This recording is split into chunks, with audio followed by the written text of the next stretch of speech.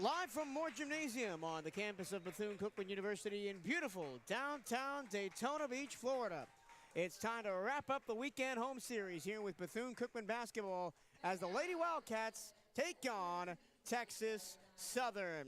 Hello and a very warm welcome. My name is Michael Truello. Happy to have your company. Happy also to have the company of Henson White. Henson, this one should be very telling on the women's side. The Wildcats are favored, but they have had trouble with teams like Texas Southern in the past. Yeah, Texas Southern comes into this game off the back of a little losing skid, so they'll be looking to right the ship here down in Moore Gymnasium. And obviously, the Wildcats still, lacking down a player, down a big one in Chanel Wilson, but have played really well in the past couple of games, though, a tough loss against Alabama A&M in overtime, but a great performance against Prairie View that they'll be looking to carry into tonight. Let's roll right into our Southeast Toyota dealers' keys to the game. Henson, hit me. All right, so the key to the game for BCU is going to be overall offense, all right? They scored a lot of points in the paint against Prairie View, but this Texas Southern team is tall. They're going to have a lot more control of the paint, and we're going to need to have more opportunities outside of the arc. You're going to need to start making threes to draw those players out of those positions, or we need to get them in early foul trouble, send our players to the line like we tend to do as well. And then for Texas Southern, they need to make their possessions count. They shoot the second most attempted threes in the SWAC as a whole, 425, which is a lot. And on the other hand, they have one of the lower three-point shooting percentages in the SWAC. So they're going to need to hit their shots and make sure that they don't turn the ball over. They have one of the worst turnover margins in the SWAC as well. This Wildcats team loves to force turnovers, loves to play in transition, loves to run up and down the court. So they're going to need to make sure that they don't turn the ball over and score on their possessions. That was your Southeast Toyota dealers' keys to the game. Visit your local Toyota dealers or explore ToyotaDealers.com and take advantage of the deals on our full line of vehicles. Toyota, let's go places. The Texas Southern starting lineup looks like this. Tatiana Claiborne goes, along with Deja Holmes. Jordan Turner, who had a big game on Saturday against Florida A&M, is out there with Tanaya Lawson. And in the center, it's the 6'4" sophomore Jada Belton. Bethune-Cookman's starting lineup is unchanged from Saturday. Deshante Edwards starts with Kayla White and Cariana Woods. Chanel McDonald mans the middle, and Kerrigan Dunn will be in there as well. And we were talking pregame, Henson, about how the height of Texas Southern could cause BCU some problems. Kayla Clark not in the starting lineup. Chanel McDonald plays the 5 against the 6'4" Jada Belton, and Belton wins the tip. And here we go. It might be an easy first possession for Texas Southern, and it is not, as the layup is missed out of bounds. Ball to Bethune-Cookman. An immediate, quick shot for Texas Southern, misses the layup by great quick defense. You already were at a woman disadvantage on that possession, did a great job getting in position, causing a disruption, and now you get the ball back. Kayla Clark on Saturday came off the bench and had 14 points in the first half. Looking for a similar performance from her today, as the Wildcats go 4 guards, 1 forward in this opening lineup. Chanel McDonald at the top of the key. Here's Kayla White. She had a career-high 19 points on Saturday. Open for 3, Cariana Woods misses it short. Just didn't get enough power on that. Had a good look. The Wildcats only made 1 3-pointer on Saturday. They scored 60% of their points from the painted area and came away with the win against Prairie View. Very old school style of play that they were playing against Prairie View. Drive the rock in, get some fouls, tough shots in the paint. Spinning and bricking the floater is Jada Belton. And here come the Cats. They want to work fast. Kayla White kick to the corner. No mid-range jumper that time for Kerrigan Dunn, but the 3-pointer goes down from the corner, Kayla White. And already we equaled the amount of threes we had last time out against Prairie View. Good start, good possession there by Kayla White, making that open 3. Texas Southern has not attempted a 3. 2 layups on their first 2 possessions. Almost a steal by White. As the ball rings around to Deja Holmes. She's closed down by Kerrigan Dunn. The ball's thrown into the paint and turned over. Chanel McDonald got a hand to it for the steal. Skip pass to the corner. Here's Dunn on the baseline drive. Takes contact, gets it to McDonald, and she is fouled on the shot by Belton.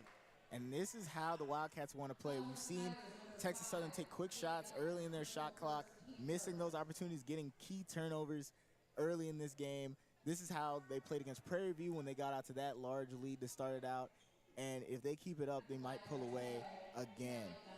But obviously, very early in the game, we're only one score on the scoreboard. So Chanel McDonald, the transfer from Warner, at the NAIA level, takes and makes her first free throw. McDonald is one of the more efficient scorers on this team, shoots at 52.1%. And that is barely below Kayla Clark's 52.7. Yeah, Chanel McDonald's one of the best scorers from that little elbow area of the paint. I mean, consistent from that range. And that is likely why Belton closed down so hard as she misses. Yeah, and she had an uncharacteristic game on Saturday. Only 4 points in limited minutes for Chanel McDonald. Of course, part of that was how well Kayla Clark was playing. More tight defense by the Wildcats. Belton gets past McDonald and scores. Yep. And Belton just took advantage of her height there. You know, only player that you really have to worry about getting up there with you is Chanel McDonald. And once you get past her, you have a pretty clean look at the basket. 4-2 Wildcats early on in this first quarter. Cariana Woods runs the offense. Clark tries to throw it down low to McDonald and throws it out of bounds. And the Wildcats guilty of their first turnover of the night. At first, I think some of the Wildcats are looking for a tip ball, but a full court press, we haven't seen this out of the Wildcats this early in the game at least. We've seen a lot of teams use it against the Wildcats, but this time the Wildcats apply some pressure, and it's a traveling violation against Tanija Lawson. So well done on the press by Bethune-Cookman. Yep, turns it on, immediately gets something out of it, gets the ball back on this possession. Basically gets a redo for their last possession. That was a good move by Kayla White to get that ball, try to get that ball to McDonald. Just put a little too much on the bounce. McDonald in the high post. We'll throw it back out to Cariana Woods. Woods attacks, kicks to Dunn. Her three-pointer is short and gets her own miss by attacking the glass and scoops it up with the left hand. Taking advantage of what the defense gives you. Misses her three, immediately crashes, and just Belton didn't go for it hard enough there. Ends up getting in her hands, and she is able to put it away. That's one of the things that coaches teach young players all the time is follow your shot. And Kayla White jumps a passing lane and picks off Tatiana Claiborne. White the other way to a wide open Dunn. Mid-ranger won't go. Offensive board for McDonald. That won't go. And Lawson rips away the board. Great job by Kayla White once again. We're seeing it out of these past two games. She's played really, really well. That's a deep three, and it's no good. But the height advantage for Texas Southern means they get the offensive rebound, and Belton travels before she puts the shot up, and she ends up on her backside. Yeah. At first, I was thinking maybe they call it blocking foul, but, you know, the defender there for the Wildcats stood really strong, stood tall there, didn't have a real good look, and ends up going down, traveling and everything. So that is already a couple of turnovers for Texas Southern, 4, if I'm not mistaken, to start this game out. 4 turnovers, 2 steals, and 2 travels. And Kayla Clark has entered the game for Bethune-Cookman, 16 points on Saturday. In her first game back from injury, she had missed 4 games previously. She sets the screen for White, and she gets her free throw line jumper blocked. Points in the paint are going to be harder to come by for the Wildcats than they were on Saturday, Henson. Yeah, they're going to have to take advantage more so of the space they're going to get. Oh, or take advantage of stuff like this. Turnover, and then a pass goes wayward. And that's something they've worked on a lot. We used to see a lot more of that earlier in the season. We had problems with taking advantage of those turnovers that we used to get, but, sometimes you're going to make those kind of mistakes. Hopefully it doesn't hurt them too much as the freshman Chariot Johnson comes in. Early minutes for Chariot Johnson in this game. it's nice to see her get a lot of minutes. And, I mean, that also gives a lot of our guards way more time to rest considering how much they've been playing, especially when we're down a couple. Nice move to get free by Jordan Turner. She scoops and scores. Turner is coming off of a career-best performance, 25 points and 10 rebounds with a win against the loss against Florida A&M on Saturday. It wasn't her fault. Very tough performance out of her. 25 and 10, double-double. Kerrigan Dunn almost gets her pass picked off. Clark dribbles into a short jumper and makes it. She's been to the Chanel McDonald School of Jump Shots. Yeah, Kerrigan Dunn is going to say that she meant to pass that back to herself, basically. Tip worked out in her favor, gets it back to Kayla Clark, who gets her defender up in the air, makes a nice little jumper there.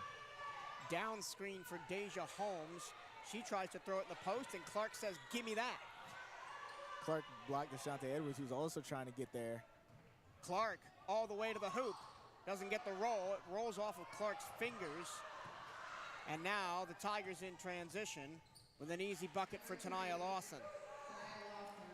So the Wildcats game plan being used against them, and it's just a 2-point lead, 8-6. But if they make those turnover opportunities and make those points, they'd be in a similar situation to how they were with Prairie View to start the game out. But just not as consistent offensively to start this game out. Johnson with 10.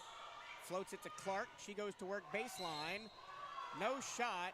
Foul on the floor, but it is on Texas Southern.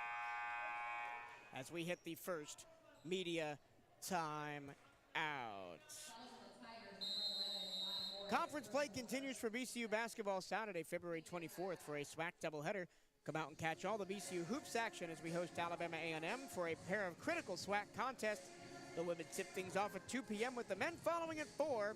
Admission is free with student ID. Can't make it to more? Catch all the action live on youtube.com/CatEye Network. And Southeast Toyota Dealers is a proud supporter of Bethune-Cookman basketball.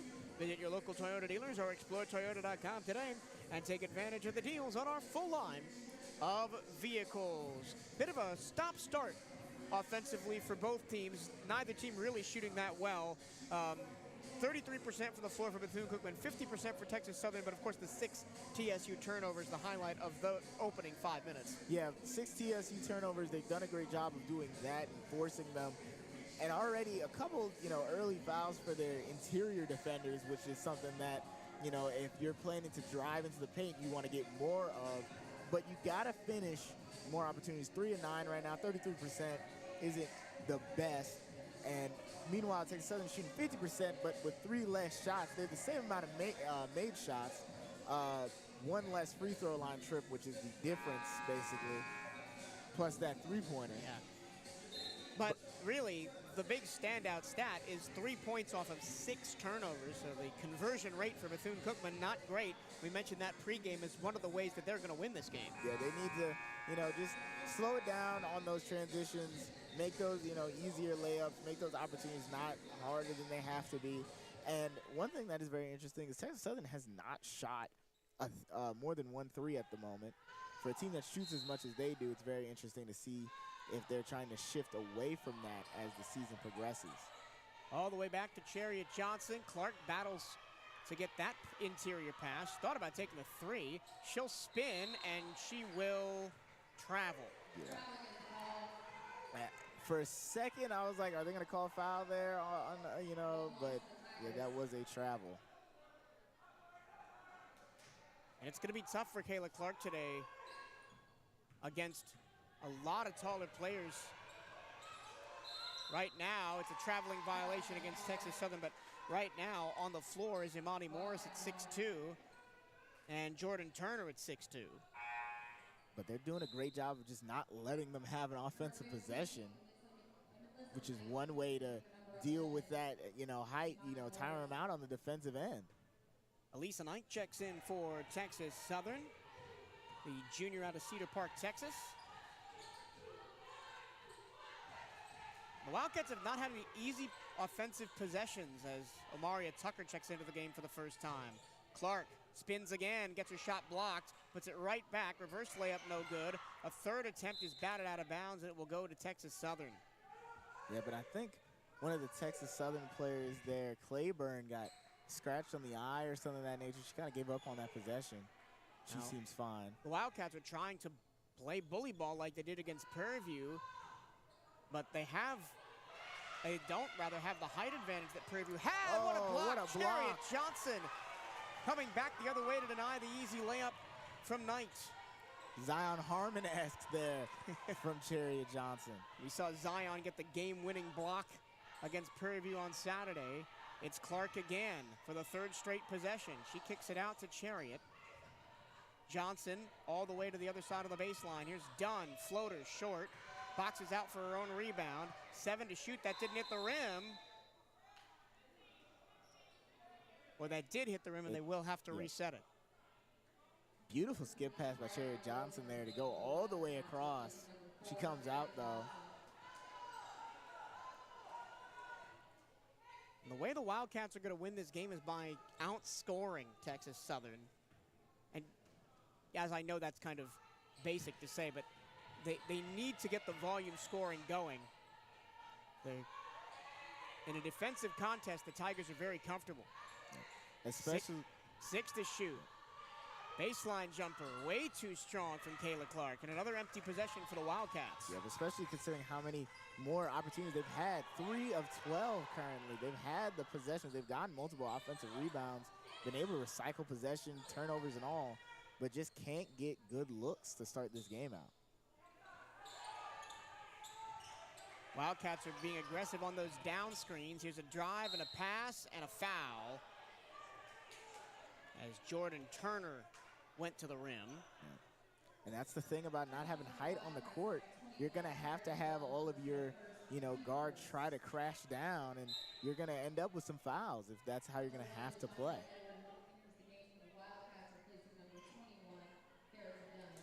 Deshante Edwards comes back in as Jordan Turner, who's coming off of a 25-10 performance against FAMU, makes her first free throw. She shoots at 87% from the line. This is a very good Texas Southern free throw shooting team. Although she missed the second one, the ball goes out of bounds. It'll be Tigers' ball, last touch by Tucker. It's not what you want to see there. Just got to corral that ball in better. And now Texas Southern a chance to take the lead. Nice inbounds pass. The layup is short. Rebound wrestled for. Jump ball. Possession arrow should favor Bethune-Cookman. Deshante Edwards got hit with a blindside block on one of the screens there. Seems okay, though. Lots of substitutions for Texas Southern as Belton and Shamari Phillips check in. And that's something we've seen used against the Wildcats in the past. Teams know that they don't have the deepest bench in the SWAC, so they'll intentionally rotate their players out and try to use this full court press and have all that extra energy on the court to run it well, but the Wildcats do a good job getting out of it. Wildcats will run the weave action. Clark drives, stopped on the baseline, has to put up a tough shot, and it's blocked by Knight. Another empty possession for Bethune-Cookman. Tigers the other way for a beautiful bucket. Really tough coast-to-coast there, bucket. After the missed, the error a little bit by Kayla White. That was Nia Harmon. 9-8, Texas Southern has their first lead. There's a reach-in foul called against Shamari Phillips as the Wildcats go for their ball screen action again. It's a 5-0 run for Texas Southern over the last 3:15 here. Wildcats shooting just 21% from the floor. That will help as a hoop and a harm goes Amaria Tucker's way off the inbound. Good job, Amaria Tucker. Now it's another foul. And that's 2 fouls on one possession there for Texas Southern. They're going to get real close to, being in the bonus to end out this first quarter possibly. They will be in the bonus next foul with 1:52 to go in a very low-scoring first quarter. Remember, the quarter scores against Prairie View A&M, 18, 19, 21, 14. Very back-and-forth game. Both teams were content with running and gunning, and though it's kind of that way, the Wildcats seem to be trying to build their offensive possessions and try to get inside the paint more reliably. BCU goes for the full court press. Belton has to get the ball away. Phillips into the front court. Now Knight. And now they set up the half-court offense. Here's Tatiana Claiborne, the Arizona native, transfer from Cal State Bakersfield. Claiborne goes left. She's double-teamed. And then she almost coughs it up, gets it right back. 8 to shoot. Belton wide open. And her layup goes way the wrong direction and out of bounds. Another great job by basically defense by committee. If they stand on each other's shoulders, they'll be about her height. So they go crash down and make sure she can't get an easy look at the layup. And that they've done a good job of that to start this game out. When they do get in the paint, they've done a great job of closing down and making sure that they're not getting those easy looks. Ariana Woods drives like she wants to. Clark gets the offensive rebound.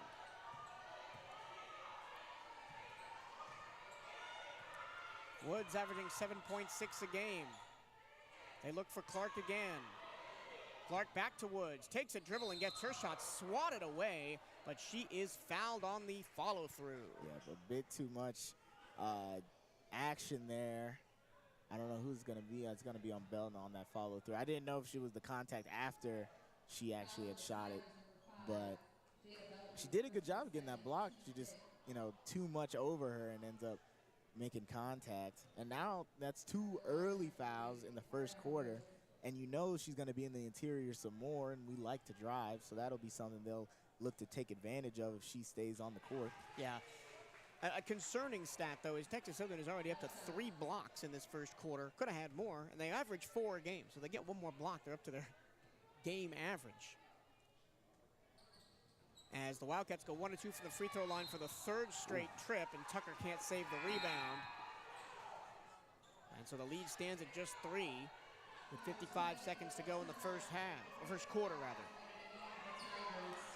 Not enough room for Tucker to really set anything up to try to keep that ball in there without possibly getting injured.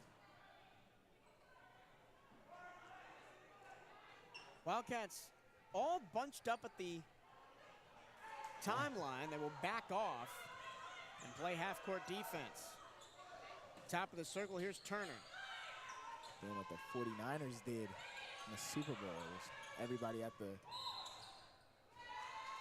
illegal screen, I think. Illegal screen and another turnover for Texas Southern. Their 9th of the quarter.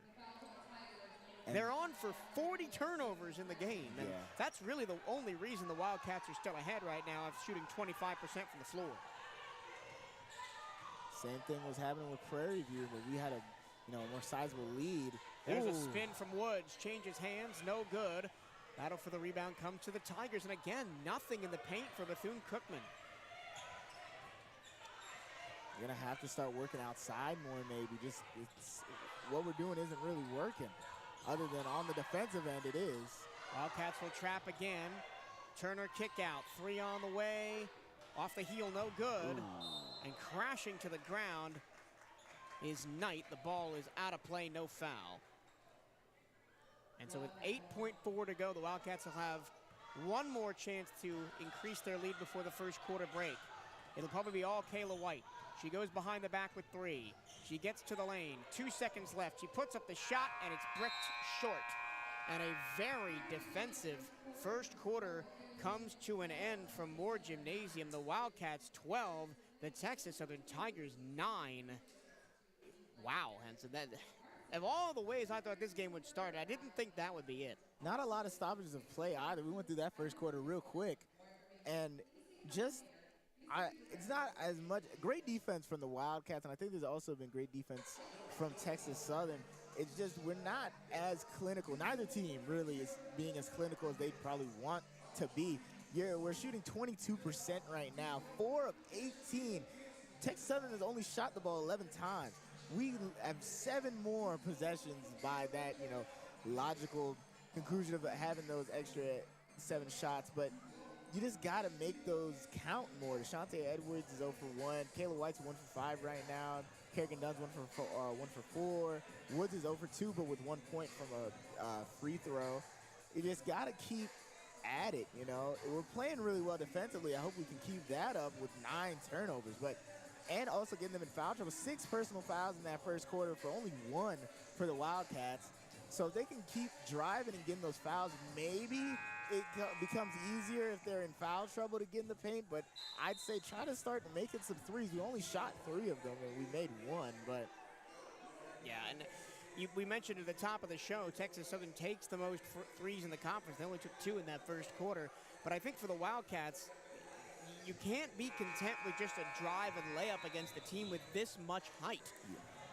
And it would be one thing if it was working. We wouldn't, there would be no point of complaining about it because it would be like, well, it is working and it's, but we're getting it down to Kayla Clark and she just gets hounded and surrounded down there and she can't really get her offense going because there isn't anything really drawing their attention. Start of the second quarter. Here we go. Bethune-Cookman in the black, Texas Southern in the road gray. They try and trap again, and the long pass is out of the hands of Phillips and into the Wildcat bench for turnover number 10. Nike is the official outfitter of the Bethune-Cookman Wildcats. Gear up on the newest BCU Nike gear at nike.com/Bethune-Cookman Wildcats.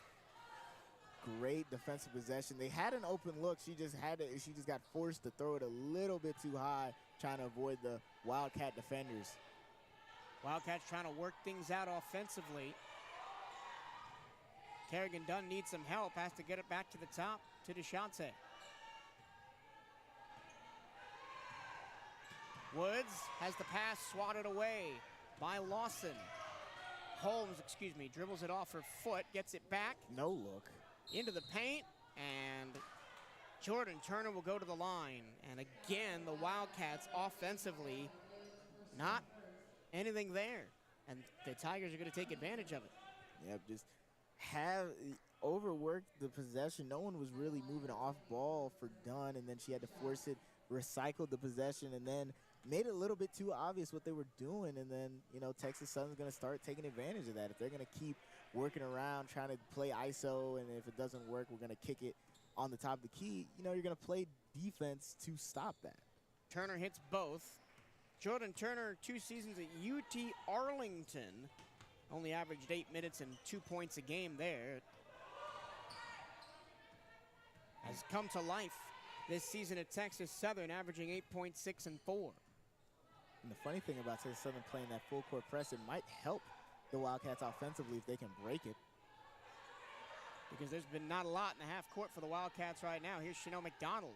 Kick out to the wing. 3 on the way. Way too strong. Tucker battles for the rebound. It's still loose in the corner. And the Wildcats will have it off the fingertips of Elisa Knight. We're getting somewhat decent looks. We just took a little bit too long to get that shot out almost, but 5 seconds on the shot clock, really 6 seconds and more. We have human beings on our buttons, so. But still, it's pretty much got to be some sort of catch and shoot. Dunn with 4, steps back, takes the 3, misses everything, and that'll be a shot clock violation. Very, very cold start for the Wildcats. And I think the way the Wildcats are going to try and break this Schneid offensively is that you have to move off the ball. You got to drag some of these interior defenders out of the paint to give some room for your drivers. Or get these turnovers and convert them faster. Step back, front iron no good, offensive board for Phillips. Open in the dunker spot is Tanaya Lawson, and she gives the Tigers the lead. Another slow down possession. Kayla Clark looks to be coming back in. Drive stops. McDonald working, kicks it back out. Dunn with 13. Back to McDonald. Shot fake. And a foul on Texas Southern as Chanel McDonald got bailed out there a little bit. Yeah, I thought at first it was a kickball violation. So we're going to see the first instance today of McDonald and Clark being in the game together. Yep. And we'll see how the Wildcats handle a 2-forward look. A little bit too much air on that pass. Yep, it's out of bounds, and it's Wildcat ball. And much to the chagrin of Tatiana Claiborne, who thought Kayla White last touched that ball. And much to the chagrin of traveling Texas Southern fans, we can hear the nuh-uhs from all the way on the other side of the arena. Wildcats getting bailed out by the refs here a little bit. Have now have a third shot on this possession, but have not put up a shot attempt on it. McDonald trying to get to her spot through contact, off glass, but an offensive foul.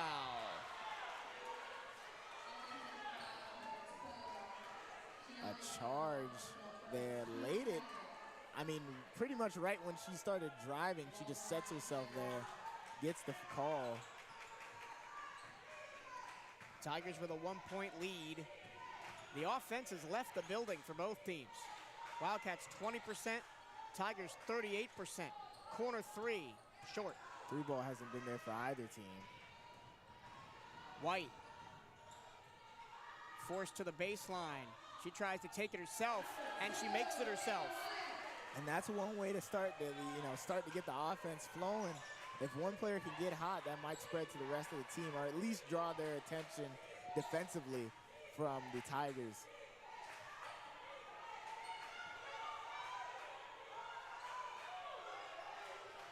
There's the off-ball movement, and a reach-in foul is going to be called against Kayla White.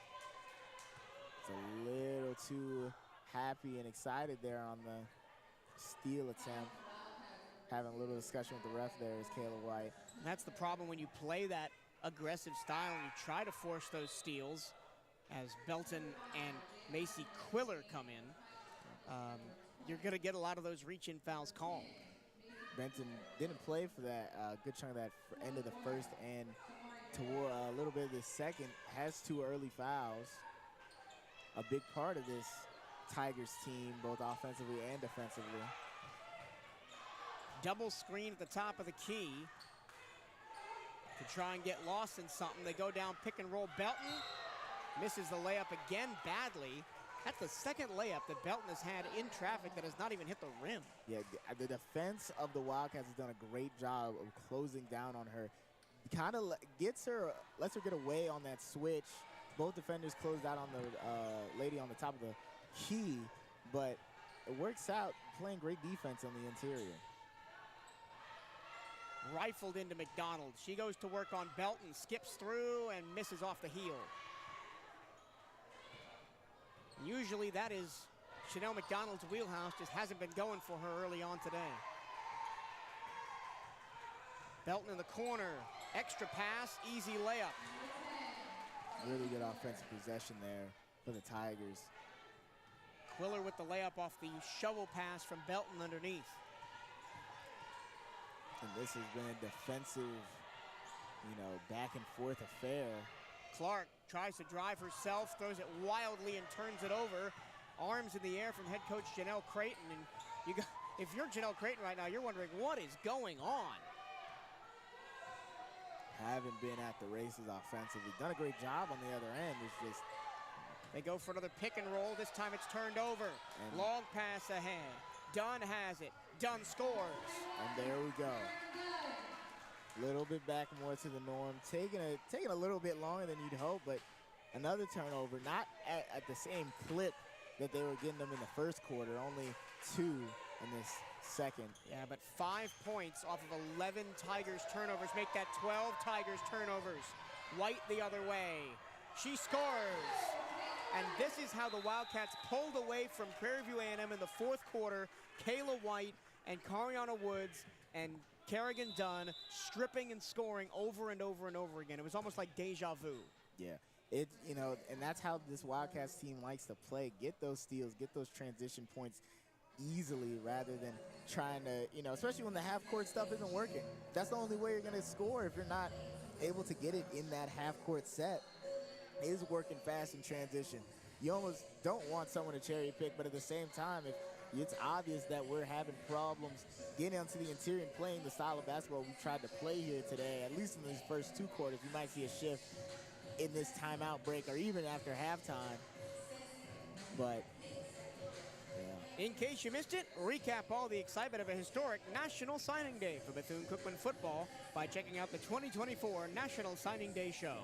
Hear from head coach Raymond Woody Jr., offensive coordinator Joe Gerbino, and defensive coordinator Robert Wimberly for an inside look at everything Wildcats football.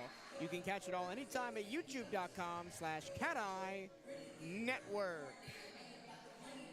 And if you haven't caught that show, it was a great time working with some of the football staff and in conjunction with our CatEye Network crew to put that together. Yeah, it was really cool to see, especially have an in-depth discussion with, the head coach about how they're feeling about the season, about their recruiting class. Stuff that we, a lot of schools, even, your bigger state schools don't even get to do, sometimes peer behind the veil of what goes on between the coaches. And I wonder what's going on between Coach Creighton and her staff right now to try to figure out how to get this offense clicking on all cylinders to end this second quarter. Well, they finally got a couple of points off of turnovers. They were sitting at 3 points off of 10 Texas Southern turnovers. They're now up to 7 off of 12, which is not a great number. Nice dribble move, floater, front iron no good for Galban.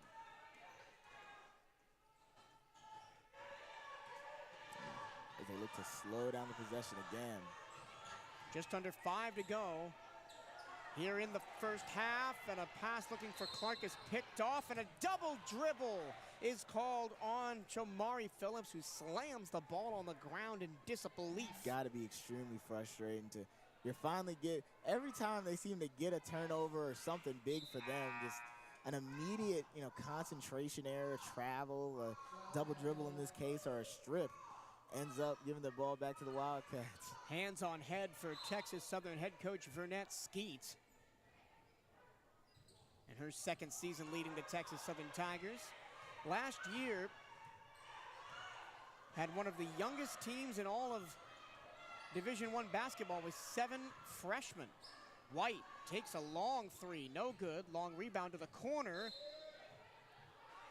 And it is unable to be saved by DeShante Edwards as she tried to bat it off of Claiborne. Yeah, DeShante Edwards tried to hit Claiborne. Claiborne knew what was going on and gets out the way. A team rebound, basically, for the Tigers as this full court press looks to be applied once again. It's been working. They go back to Claiborne, and she plays the 1-2 with Holmes. Holmes spins, rifles to the corner, open for 3. Quiller, that one's no good. Wildcats unable to get the rebound as it comes off of the foot of Cariana Woods. Correction, DeShante Edwards. Frustrating start for the Wildcats there. Yeah, Texas Southern out rebounding the Wildcats 18-14 at the moment. But the Wildcats do have the advantage on the offensive glass. Another 3, missed, another offensive rebound. Harmon misses but is fouled. And that's another foul on Kayla White, will be her second.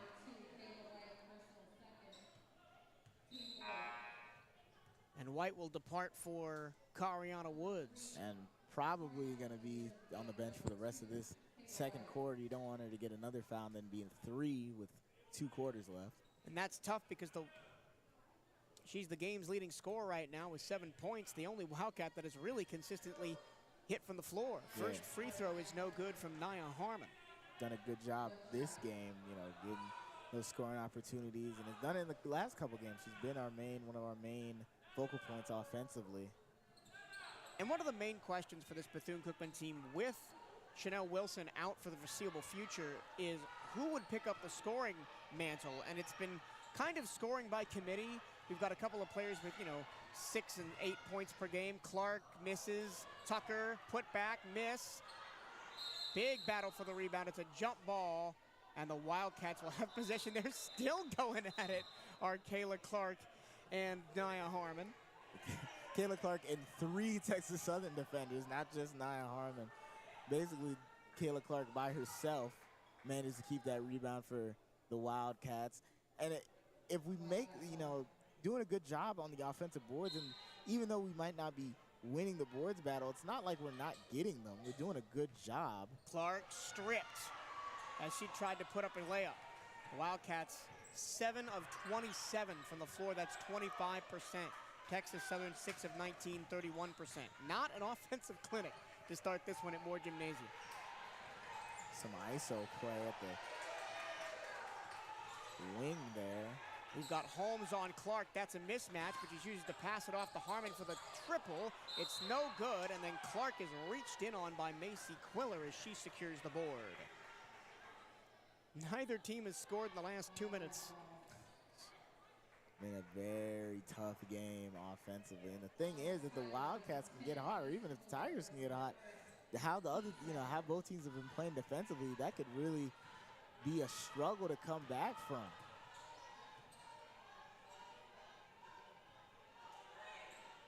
The Tigers are really face guarding these Wildcat guards and forcing tough shots like that one from CatEye Edwards. And again, no movement on that possession, just one pass on the drive, and that was it.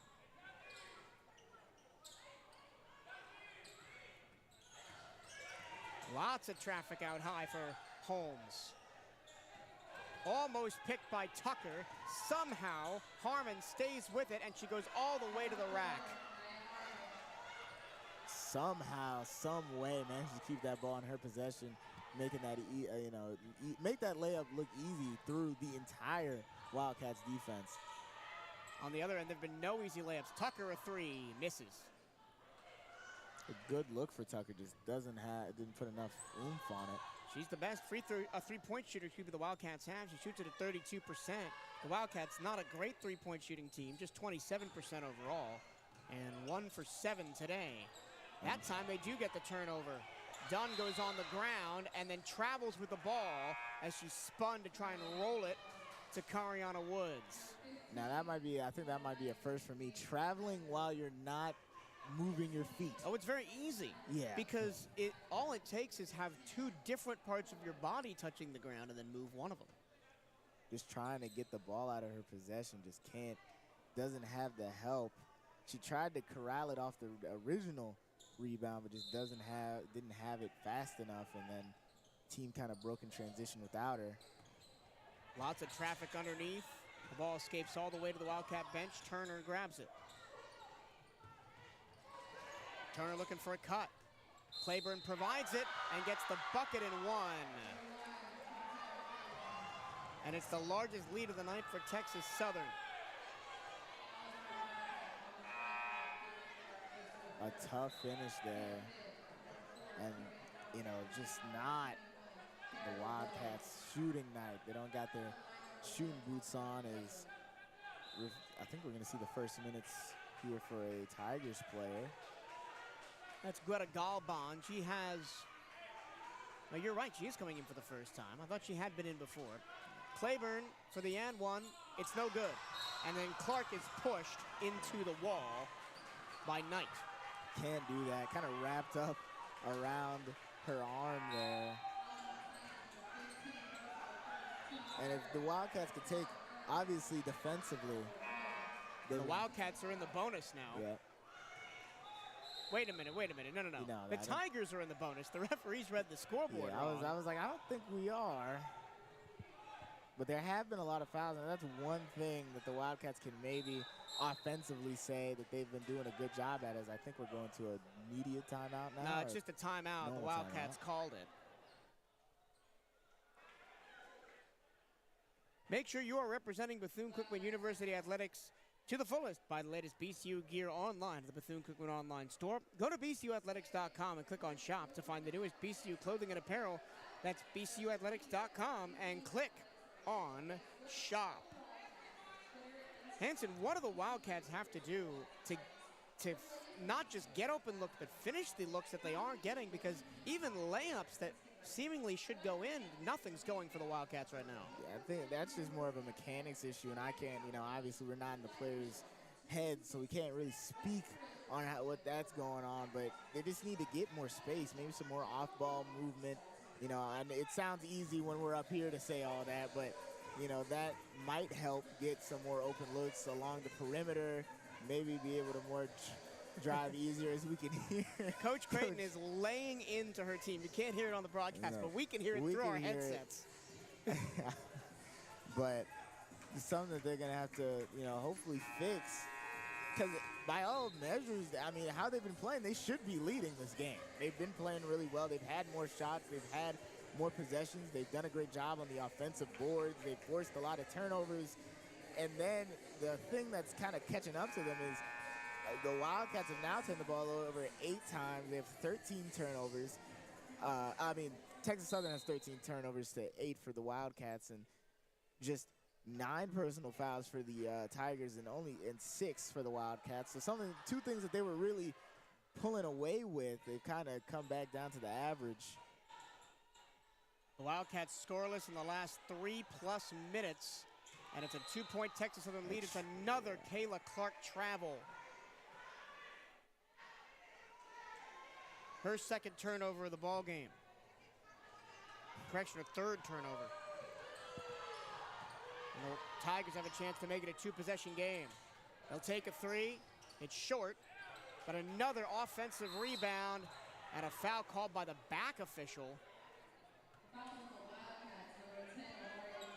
And Tucker picks up her first foul and will send Turner to the line again.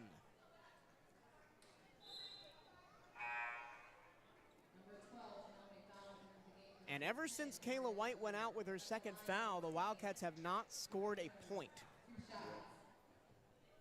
And it's not like the Tigers have scored a ton either. It's both teams have been just struggling in the last couple of minutes here, and really this whole first half. Missing both, but another offensive rebound.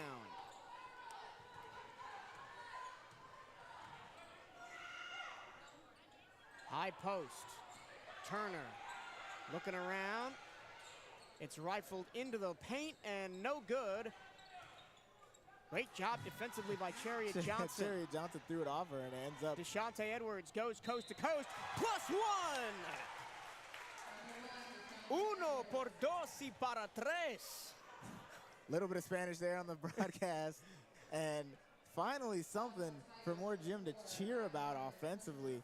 A great job by Chariot Johnson, who manages to like bank it off of the Texas Southern defender, trying to just get the possession, and it ends up in Edwards' hands, who goes coast to coast with it and makes the free throw. So now a Wildcats lead with 1:06 left in this second half.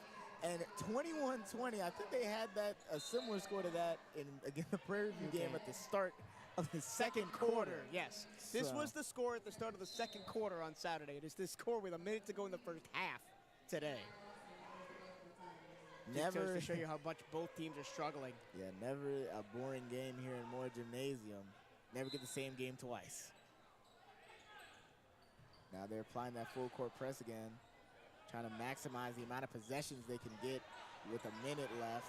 Tough catch for Claiborne. They do get in the front court. Lawson, extra pass. Johnson reads it this time and then is grabbed by Morris. And Chariot Johnson has done a great job defensively. I mean, when we do her, our background on her, she's more of a scorer than anything, but she's done a great job in her minutes to, get a block, get some steals, make some hustle plays. She's doing a great job, and now she's at the line.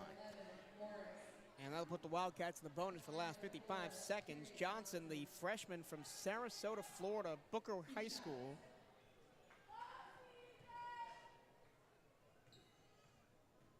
She is the scoring guard of the future for Coach Janelle Creighton. Already got good size at 5'9".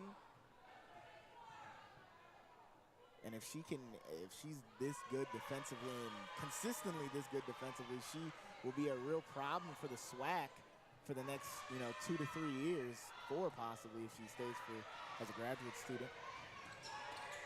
Tigers break the press, now trapped on the wing. Great job by Tanaya Lawson to work out of that straitjacket and find the open Quiller underneath. 1 point Wildcat lead, 35 to go in the first half. Yeah, that's the problem with you. If you play that aggressively, you're going to have somebody open. The important part is not allowing that person to get the ball. The Tigers have been jumping that pass to the top of the key all night. Open lane, tough shot, foul. As Claiborne goes past it, crashing to the ground. She wanted the charge, she won't get it. And the Wildcats, this is another way that they're gonna potentially get an advantage on Texas Southern, is at the line. Yeah. They're a pretty good free throw shooting team, 7th in the SWAC, shooting 65%. McDonald is our leading free throw percentage wise shooter. Or Carriana Woods, rather, actually. Yeah, she took it over after last game. Yep, 79% from the line.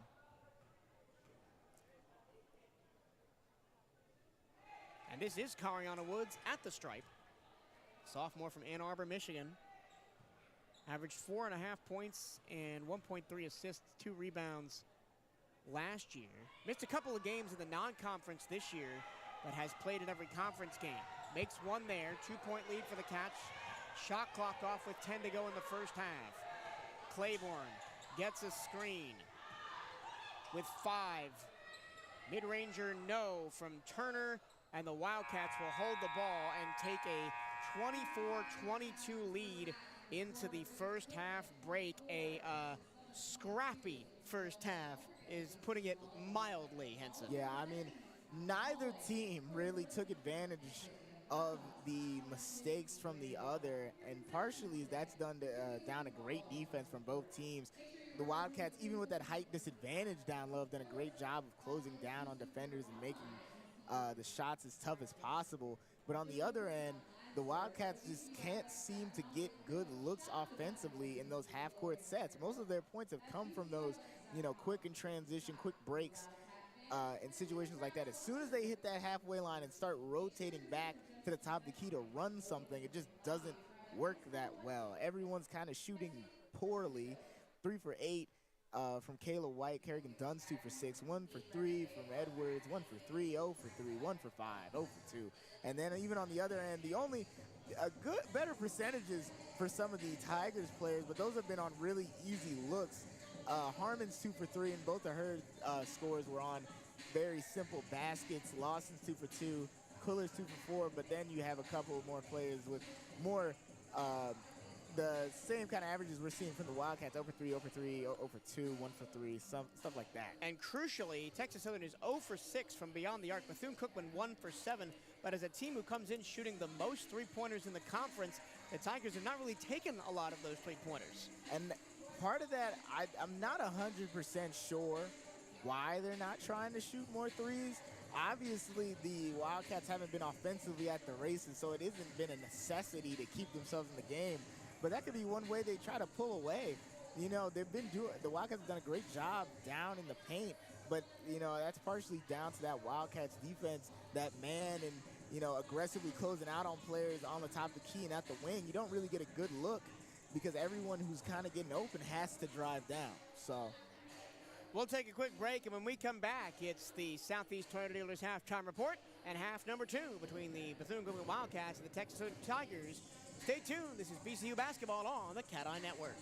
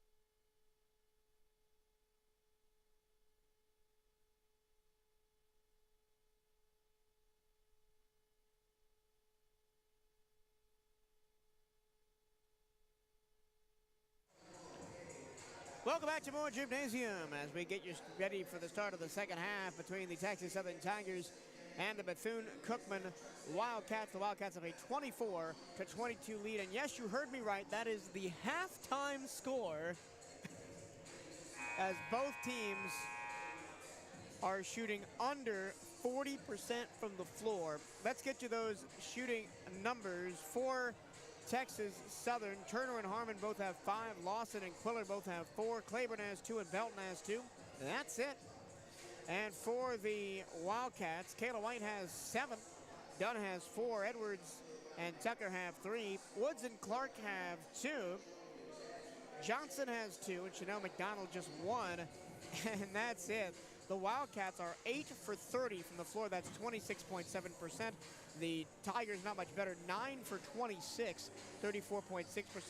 Both teams have been sloppy with the ball too. Texas Southern has turned it over 14 times. The Wildcats 9 times. BCU has 9 points off turnovers. Texas Southern has 4 points off turnovers. And I think crucially, the Tigers have 18 points in the paint to Bethune-Cookman's 12. It has not been easy sledding for the Wildcats offensively. What needs to change in the second half, Ensign? I think the one thing that definitely needs to change is, I'm not even saying shoot threes. They're not doing that really well. The driving and getting fouled is working at a relatively good pace, 7 to 10 from the line. We've gotten them in a tad bit of foul trouble, been in the bonus a couple times throughout this game. So if we maybe work more on getting open mid-range shots, something of that nature, take on 1 or 2 threes when they come, and then maybe that'll draw the defenders out more. Please stop running that top of the key pass thing that we're doing. It has not worked this game. I was talking to Autumn, one of our SIDs down at the break, and she said something about, you are very brutally honest. And I think in this case it is necessary. Yeah, I mean, the defensive work on Texas Southern, they've done their scouting, obviously. They know that we like to do that. And it's going to have to cause a shift for the Wildcats because it's just not working. And defensively, the Wildcats have been amazing. Yeah. You know, this has been a great game for us there. And when Kayla White was in, before she got those 2 fouls and had to sit, we were taking advantage of those turnovers and really, you know, quickly recycling possession, getting those easy fast break layups and scoring. And that's how we kind of pulled away a little bit, and then a timeout happened, and then a foul happened, and then all of a sudden we were back to a layup away from it being a tie game or a 1-point lead and stuff like that. Yeah. So we just got to make sure we take advantage of our chances. Make our offensive possessions count. That's what the problem for Texas Southern as well was. We said in the keys to the game they had to make those possessions count. They really haven't done that, or else they'd be up there right now.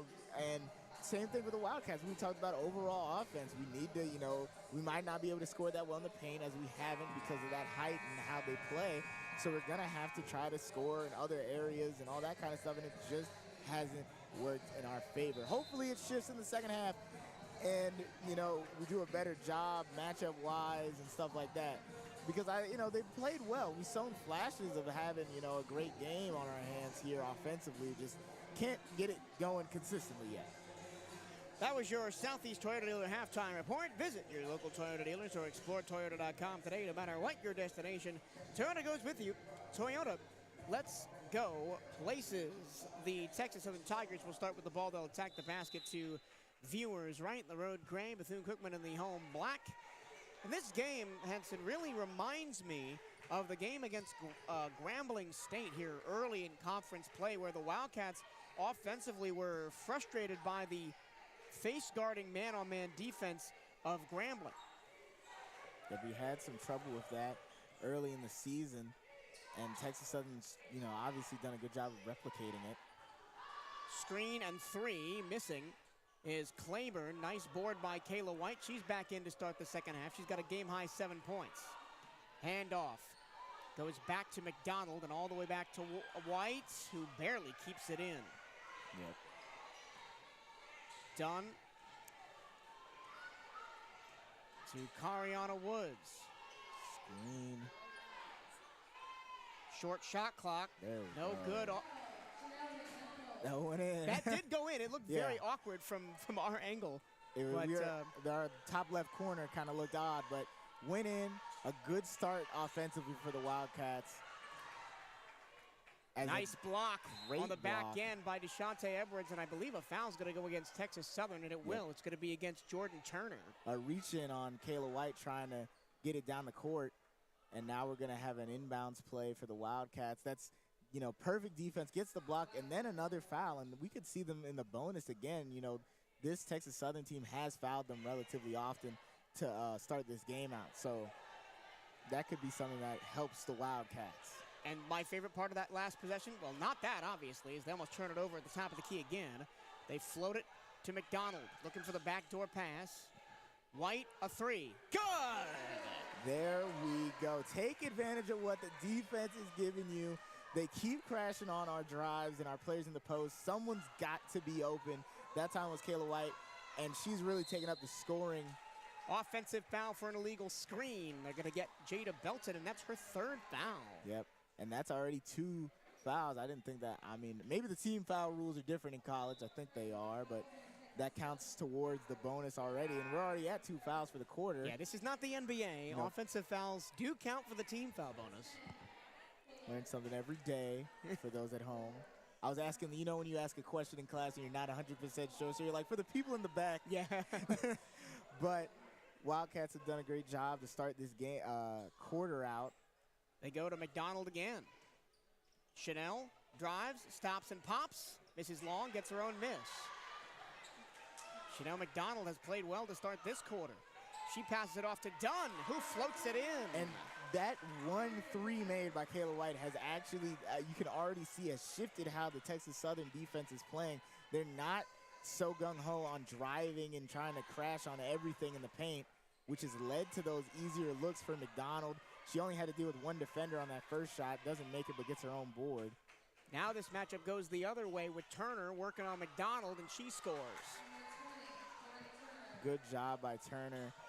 You know, we've seen McDonald get in those situations and foul before, so she did a good job to not do that and only just give up the 2. Look for them to try to go into the paint again. They've done it the first 2 possessions. Here's McDonald, baseline, a free throw line jumper, bingo! Automatic from that range of Chanel McDonald. Taking it once again, taking advantage of what the defense gives you. And that's why when I got cut off by the 3 by Kayla White earlier, my favorite part of the first possession is they went to McDonald in the high post and let her get her shot at the mid-range, something they didn't do at all in the first half. They're going to get a reach-in on Deshante Edwards. And the coaching staff of the Wildcats complaining, but they've been calling that consistently all game. Calling that consistently. They've been very loose, I'd say, on the shooting foul front for both teams as well. I mean, sorry about that. All I ask for refereeing-wise is consistency. If you're not going to call those kind of tough shooting foul calls on one team, don't call them on the other. Same thing with reaches and in general. So they've done a good job of being consistent. To the baseline, here's Quiller. And then Turner working on McDonald, bucket in the harm. Jordan Turner is an absolute star, 6'2", the junior out of Oklahoma City. And she was bringing the thunder there, doing a good job on one-on-one on Chanel McDonald. You know, the hope she could get there, at least get the ball, but just moving too much. She's going to get that foul called on her every time. And now at the line. And she's been to the line more than anybody else today. Now 4 of 7. And that stops what was a good run for the Wildcats. They had their largest lead of the night at 33-24, and now it's back to 33-27. Nice drive and an offensive foul. The bucket is good, but the defender had position. It gets the charge. And that's the one thing about driving so hard all the time is that if a defender is smart and knows you love to just drive and aren't going to, you know, pull up at all, they are just going to stand there and let you run them over and try to get those charging fouls. And I think that's the second or third time someone's, you know, a charging foul's been called on the Wildcats on one of those drives. Second time, both of them on Cariana Woods, and we know she loves to drive the lane. Yep, There's a baseline kick out, Claiborne for 3. No good, but nobody boxed out, but the rebound is blown by Knight. And it'll be Wildcat ball off the reach-in foul. Another foul. to reach and foul. Wildcats wiping some sweat off the brow there as Knight was unopposed for the putback, but she missed it. Yeah. And you gotta box out, and if you're a Texas Southern fan, you gotta take advantage of that. No one on you, gotta put it back in there. A lot of fouls to start out this half. Already both teams only 2 fouls away from the bonus. We're not even to the media timeout yet. Here's Tucker into the game. Woods looking for somebody to pass to. Almost got a 5-second violation called. Edwards switches to her left hand, stops and pops, and it rattles out. Clark is there for the rebound, and she is fouled. Macy Quiller is adamant on travel. But no, she got the reach. So now, next foul puts the Wildcats in the bonus. There's 5:41 to go in the third, and one of the things we mentioned in the first half is the free throw line may be the key for the Wildcats in this game, and it very well will be in this third quarter. Tucker scrambles to get that one, and then almost turns it over. Kick out, corner three to Shantae Edwards, bingo! The threes are finally falling for the Cats. Finally, we're seeing that, a little bit of offensive consistency. Open three by Shantae Edwards. High post Turner, looking for somebody to pass it to. She finds Harmon. Harmon puts it up short, Late but she is fouled on a very late call. But that is, going back to that last three by Shantae Edwards, that is something that the Wildcats didn't really do at all in the first half, which is add the kick to the drive. They were just driving and driving and driving, and eventually somebody's going to be open in the corner like Shantae Edwards was just then. Yep, taking it, did a great job. I'm gonna say it again. We're just taking advantage of what the defense gives you. You're gonna have a person open on the three-point line on those drives a lot, especially if everyone is crashing. Does a great job of Kayla White does a great job of finding her, and she makes the shot. Now Nia Harmon at the line. Her second trip to the line was 1 for 2 on her first trip. Is 2 for 2 this time. Media timeout? Nope. Chariot Johnson and Kerrigan Dunn come back in. I was impressed by Chariot Johnson's play in the first quarter. 2 points, but mostly her defensive presence. Yeah, did a great job on defense, especially not being, the tallest player out there with a block, a steal, setting up Kayla White layup. Did a great job. Kayla Clark gets the inbounds pass as the Tigers will token press and then get the ball stripped. Knight jumps the passing lane and scores. And the Wildcats dealt a little bit of their own medicine there, and it's back to a 5-point game. Wildcats, again, have struggled against the press at times this season. White's got a game-high 10 and the ball in her hands. Floats it to Kayla Clark. She goes to work, and she is fouled. And that's what she loves to do, get in those post situations, take that setting dribble and going up with it. That'll be the third quarter media timeout. But before we get to the ad read, a quick note that is the third foul on Imani Morris and also 3 on Jada Belton as well. So the foul trouble starting to mount up for the forwards of Texas Southern. Stay up to date with everything Bethune-Cookman Athletics by checking out the Wildcats on social media. Give BCU Athletics a like on Facebook and follow the Wildcats on Twitter and Instagram at BCU_Athletics.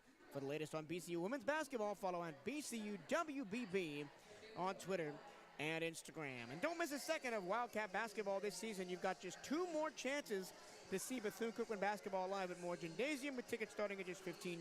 Get your tickets today at the BCU box office or online at Ticketmaster.com. And Henson, it's wild that there's only 1 homestand left. Yeah, after tonight, you only have 1 more chance to see these Wildcats at home. Well, 2 more, technically. I meant more and more weekend. 1 more weekend. But do it, it's been a great time here in Moore Gymnasium. We've had some amazing moments, some clutch shots, some overtime heroics, all sorts here in Moore Gym. And me and Michael have been here for a lot of them. I would like to see the pie chart percentage graph. But a couple of quick numbers just in this third quarter.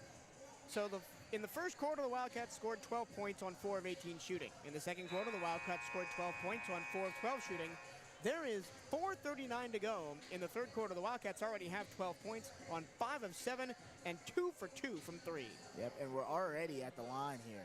So the possibility to outscore our first and second quarter totals with almost 5 minutes left.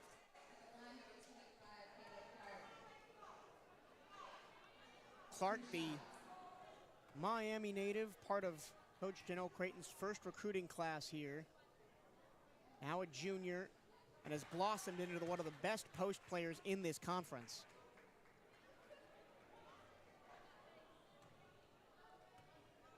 Even though she has struggled with some injuries, you can see the knee brace on her left knee as she hits both free throws. Has come back and put up 16 yesterday. Tips the pass. Chaos in front of the Texas Southern bench. That leaves a wide open backdoor cut. Layup is missed. Rebound Wildcats. Long pass ahead. Dunn tries to go baseline and then gets her shot swatted out of the air, but gets a blocking foul called against Imani Morris. And she's going to be going to the line there. Imani Morris, I think that's her fourth. It is her fourth. It is her fourth foul. Yeah, Damani McIntyre's not in this game, and Damani Dorsey is not in this game either because she is hurt for the Wildcats. And then we have a Harmon as well. Just a lot of names on these this Tigers team. I did double check. There is no relation between Nia Harmon and Zion Harmon. And the Wildcats at the line again. Kerrigan Dunn misses the first one. Kerrigan on the season just a 53% free throw shooter, the lowest percentage of any of the guards that are in the regular rotation.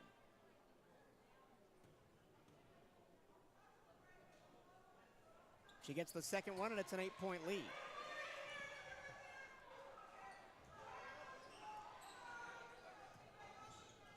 Back to Claiborne, out of the full court press. They're taking their time on this possession. Screen left into a trap. Kick to the corner, 3 on the way, way too strong, and Clark grabs the miss. Wildcats will look to run in transition. Here's Kayla White. Stops, goes, and is forced to the corner, where she takes the 3 and misses. Nice board by Elisa Knight. A good look for Kayla White. Maybe a bit of a heat check there. Yeah, and again, no passes on the possession is kind of not what you want if you're Coach Janelle Creighton. Especially when you're up, you have the time to, kick the ball around a little bit. That baseline cut is always there. Harmon grabs it this time. Gets a screen, ball on the ground. It comes back to Imani Morris, and there will be a tie-up with the possession arrow favoring Bethune-Cookman. And Vernette Skeet, the head coach of Texas Southern, wants a little bit of an explanation about what just happened there. I mean, it looked to me like the player just fell down. Yeah, no call. Yeah, refs obviously have a better look at it than we do here in the booth. Kind of Wildcat ball on the alternating possession. Yep, kind of looked like, and Deshante Edwards I don't think was trying to catch that ball. Almost got knocked on the side of the head there by the ref, but tried to do a little spin move, try to get the ball all the way around, loses possession. Deshante Edwards tries to collapse on it, and then Cherry Johnson just kind of holds down the Texas Southern player, and it ends up as a Wildcat possession off the jump ball. Kayla White is on the bench. The Wildcats struggled offensively the most when she was not in the game in the first half. Johnson wanted to take that 3. Nice closeout by Knight. Here's a drive. Kick back. Clark long 2. Off the heel. Comes right back to Kerrigan Dunn. She gives it to Clark. What and an easy layup. Good job, Kerrigan Dunn, getting that board. Not getting lost amongst everybody in the paint and finding your open teammate on that bounce pass, putting it right where she needs it. Largest lead of the night for the Wildcats is no more as a mid-range jumper is hit by Claiborne. Every time the Wildcats seemingly get an advantage, the Tigers hit right back. Yep. A tough shot there by Claiborne, immediately answering back.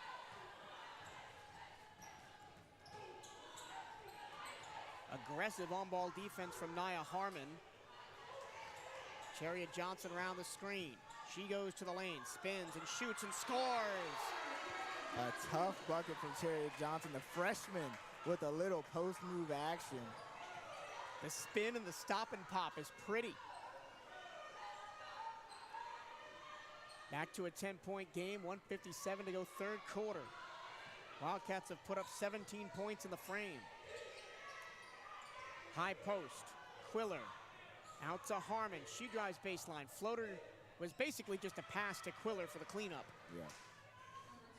Easy look for Quiller under the basket.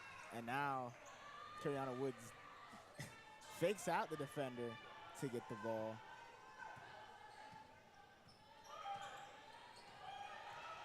Nice screen, open look, and an offensive foul again. Claiborne steps in and takes the charge from Deshante Edwards. Third offensive foul on a drive. Excuse me, that's Woods. And Woods picks up her third foul. All three of her fouls are on charges. And now both Deshante Edwards and Woods sit.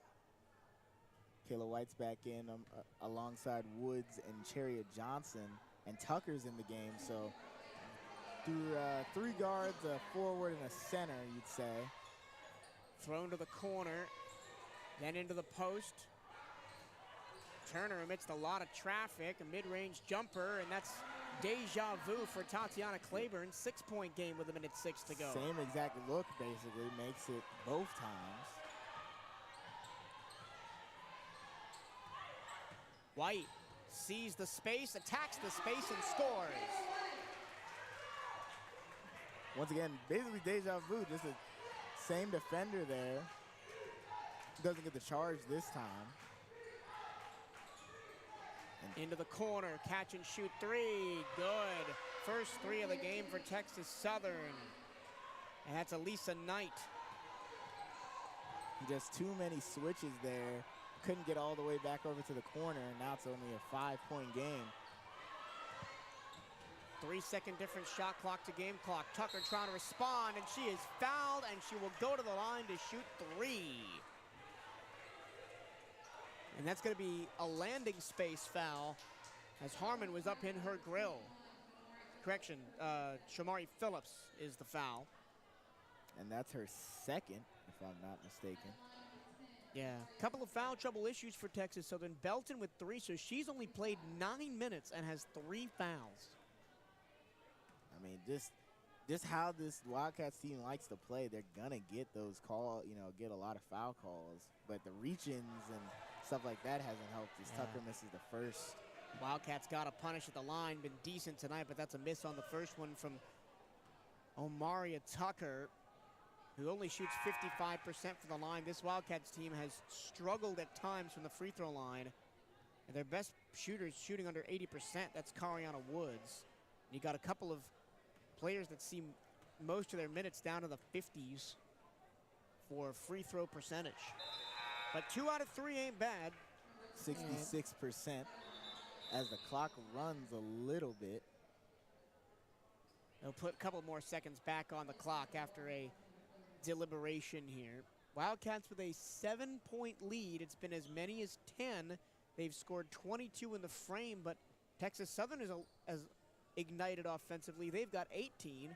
66% from the floor for Bethune-Cookman in the quarter. 2 out of 3 from beyond the arc. And for Texas Southern, 50%, 7 of 14, and they've hit their first 3 of the game. They're 1 for 4 in the frame. 19 seconds left, likely the final possession of quarter number 3. Dalbon, double dribbles. That's the second double dribble of the game for Texas Southern, and both of them have come with no on-ball pressure.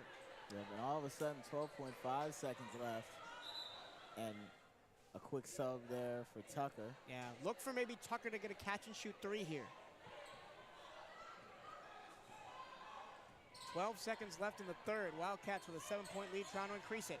White attacks off the glass, no good. Rebound for Texas Southern. 3 seconds left. The Wildcats will trap in the backcourt. And no shot forthcoming. So it is 47-40 at the end of the third. The Bethune-Cookman Wildcats scored 23 points in the quarter, but the Tigers score 18 to keep pace. Fourth quarter coming up.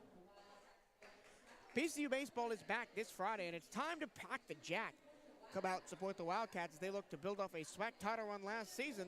first pitch of the 2024 season against the Stonehill College Skyhawks is set for Friday, February 16th at 7 p.m. Tickets are available starting at $10 on the BCU box office, or you can catch all the action on the CatEye Network. Henson, it's about baseball time. I'm very excited. You know, I love a little bit of baseball. You know, football season's wrapped up. Super Bowl was, you know, today, last night, not today, geez. But a lot of action sporting-wise. Basketball starts wrapping up in March, and that means pretty much all you have is baseball, track, stuff like that. So we're going to have a lot of fun there at the Jack, an amazing facility and stadium to watch a baseball game at. And it was an amazing scoring output for the Wildcats, shooting 60% from the field in this third quarter. Yeah, a great shift offensively happened after the half. Got them in a little bit more foul trouble. The Tigers have had at least 6 fouls in every quarter in this game. So it's finally kind of catching up to them. Morris is on 4 in 4 minutes, mind you. No other stats other than 4 fouls, except for a turnover. Belton has only played 9 minutes, and she's one of their main pieces on 3 fouls. Turner is 2. So we're probably going to see Belton here unless, you know, they deem that they don't want her to get attacked anymore, which is possible. Yeah, well, they're going to have to play her at some point. I mean, it's the fourth quarter down the stretch. You got to put your best players in. Also, but quickly before we start the fourth quarter, you said football season is over. Football season is never over. The UFL starts soon. You've got arena football starting in just 21 days. IFL, AFL, EIFL. You got rugby. I mean, so it is never not football season. There's CFL, the summer of football up in Canada, starts soon. There's always football to watch. But back to the game. Fourth quarter, here we go. Wildcats by 7. Harmon for 3. Now Wildcats by 4. And the third and fourth quarter is the only time the Texas Southern really hit those threes. White pulls up, misses. The Wildcats have really been relying on those mid-range shots and their own threes in this second half. They haven't really attacked the paint. And if those stop falling, Texas Southern could be right in it. Long pass, open again for 3. Another 3 for Elisa Knight. And it's a 1-point game. Cherry Johnson was just a little bit too far over for that defensive set. She left her woman too wide open.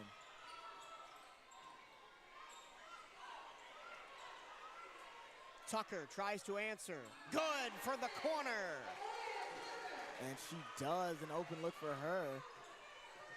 It's a 3-point shooting contest to start out quarter number 4. And then Turner's pass is picked off by Kayla White. And she's got the layup. Did a great job. I almost want her to dunk every time she does that. Just keeps getting in those passing lanes, keeps getting those steals, and now all of a sudden a 6-point lead. Fast start on offense for both teams here in this fourth quarter. Harmon fakes the 3, step backs from straight on, and she will go to the line for 3 free throws as Kayla Clark closed down on her. A little bit too hard, doesn't give her any space really to land. And Kayla Clark picks up her 3rd foul, with Cariana Woods also having 3. So both teams struggling a little bit with foul trouble. And changing the guards here as Clark sits down along with Woods and Chariot. Bringing in Edwards, McDonald, and Woods. Not Woods, rather. Edwards. Edwards. Kayla White, a game-high 14.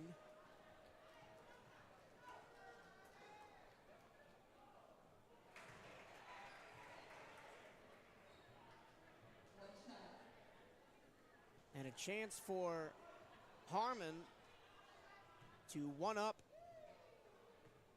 Omaria Tucker, who hit 2 out of her 3 free throws, and she's got all 3 of them. after hitting 2 quick threes to start the quarter offensively for the Tigers. White down the floor, and she will reset. 8 minutes to go. McDonald trying to get position on the block. She goes to work into the corner. White back to McDonald. She fires from the baseline, no good, and it's knocked out by Tucker. Tucker was by herself on that rebound attempt. 3 gray shirts around her. Only a 3-point game. 9 points already in the quarter for Texas Southern. They are perfect from the floor and also perfect from the free throw line. Game of runs. We talk about it all the time. There's a travel. And that's one way to get the ball back. You know, offensive miscue there, just a little bit too fast on the little give and go. Wildcats, 15 points on 18 Tiger turnovers. Kayla White with a full head of steam, but is forced to back out by the switch from Harmon.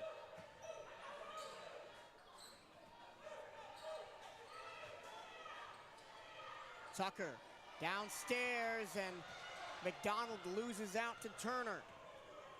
Turner just had better positioning there. Chance to tie for Texas Southern. Turner sets the screen for Claiborne. 3 on the way. Off the iron, no good. Long rebound gathered in the corner by Woods.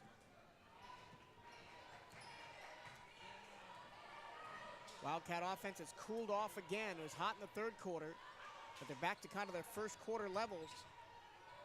Drive, no good, but thankfully it was off the back of the arm of Elisa Knight, and the Wildcats will keep possession.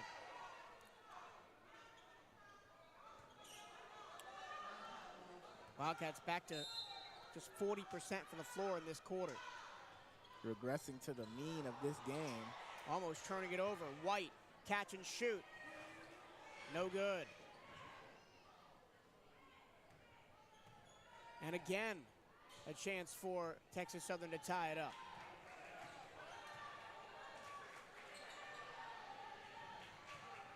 Turner has to pass it off. Harmon almost stayed hot, but missed the 3 short.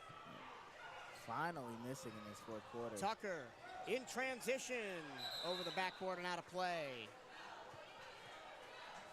You have a Wildcats little bit more scoreless time. over the last 2 minutes. Yeah, you have a little bit more time for that possession. You know, you're up. You don't have to push the pace. Obviously, she felt something good about the look. It wasn't the worst look, but didn't have to put it up immediately. But obviously, if she made it, we wouldn't be saying anything. So, both teams scoreless over the last 2 minutes after a hot start to the 4th quarter. Belton back in the game. And she has, almost had her shot blocked by McDonald. And that's Chanel McDonald's 3rd foul. Will send Belton to the line. I think she hit her wrist with the ball. And crucially, no fouls on Texas Southern, and we're almost at the media timeout. Complete reversal of the other 3 quarters where Texas Southern's been in some serious foul trouble.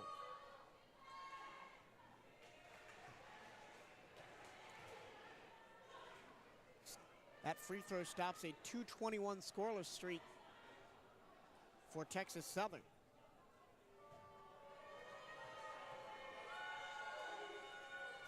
And it's a 1-point game. And with the Wildcats just having a 9-woman rotation, Texas Southern has played 12. At what point? There's a long pass. Kayla White's there, and it's a foul. Shomari Phillips thought that she had a clean block, but she caught wrist on the backswing. Yep. A pocket pass, a Mahomes-like pass from Tucker there. Did a couple of those yesterday. But yeah, that's something we haven't seen for the Wildcats in a couple of games, that home run pass over the full court press. Because sometimes it doesn't work, and then you end up giving the ball back or just getting a turnover. And another free throw miss. Every one so crucial. Phillips, Belton both have 3 personal fouls at this point. And Morris has 4. Oh, that's a crazy carom. White gets the rebound. Gets fouled. Not in the act of shooting, I think. No, not in the act of shooting. Apologies, little frog in the throat there. But a great job by Tucker to tap that ball out to White for her to get her own rebound. And then Texas Southern lined up like they were going to shoot free throws, but it's just a baseline in. That was only the first foul on Texas Southern in the quarter. Tough catch in traffic. Edwards puts it up and rattles it down. Tough basket there by Edwards.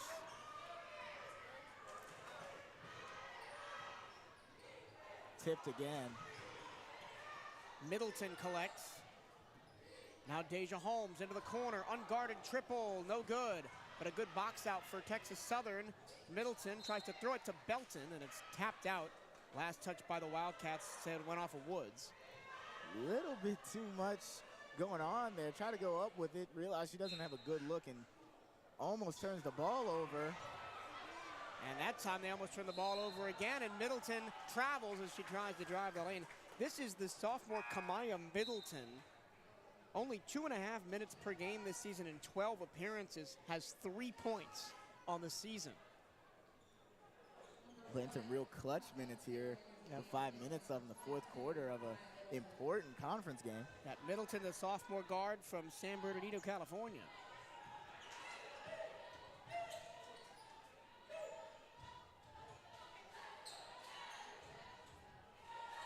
Lots of motion in front of Deshante Edwards. She goes to the lane, she throws it up, it's no good. And then a jump ball on the offensive rebound. It'll stay with the Wildcats on alternating possession. As we hit the fourth quarter media timeout, it is the slimmest of 3-point leads for Bethune-Cookman. As with 11 points already in the quarter, the Tigers have battled back. Come be a part of BCU Athletics and support the CatEye Network. If you or your business is interested in partnering with us here on the CatEye Network, you can reach out to the Wildcats Athletic Communications Department at BCU Sports Info at cookman.edu. That's BCU Sports Info at cookman.edu. And there is no BC without you. Show your support for a Bethune-Cookman Athletics by joining the Wildcat Champions Club today. Help us build a championship culture at Bethune-Cookman. You can donate and join at cookman.scalefunder.com. That's cookman.scalefunder.com. Thank you for joining us for this weekend-ending game between the Wildcats and the Tigers here on the CatEye Network. My name is Michael Chirillo. Henson White is alongside me. And Henson, it's coming down to clutch time, as so many games in this building do. Yeah, I mean, often both with the men and the women, it's never a comfortable lead heading into the final minutes of the game. Whether the Wildcats are on top or, struggling, usually it ends up in this kind of close situation. Now the Wildcats have the ball with this 5 minutes left. A good shot and a good look here could give them at least a 2-possession lead. Yeah, and the Wildcats erupted offensively in the third quarter, but the problem is the Tigers went with them, and they were unable to pull away, and then it's been a good Texas Southern start to the fourth. Yep, those threes were really key.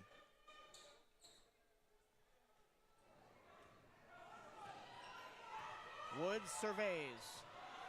She goes right out of horns. Back to Tucker, wide open, long three off the front of the iron, no good. And she had a chance to maybe take a step forward and shoot that right from the edge of the free throw line instead of a couple feet behind it. Yeah, just a little too little amount of power on that three. A good look for her, though. Wildcats will trap and almost turn it over. Tucker got a hand on it, but Claiborne got it right back. Tried to bounce it off of Claiborne to get the possession back, but it just doesn't work out that way.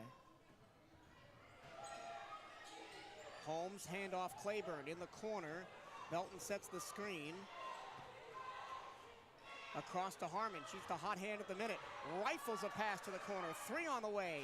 Clangs off the iron, and White grabs it going the other way. She goes coast to coast and is fouled by Claiborne. Now, if this foul is on Belton, which I don't think it is. No, it's on Claiborne.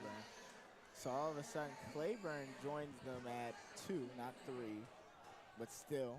But more attempts at the free throw line for Bethune-Cookman. They're shooting 63% from the line today, 63%, 70% for Texas Southern. Same amount of makes at this point, both having 12 points from the free throw line before this interaction.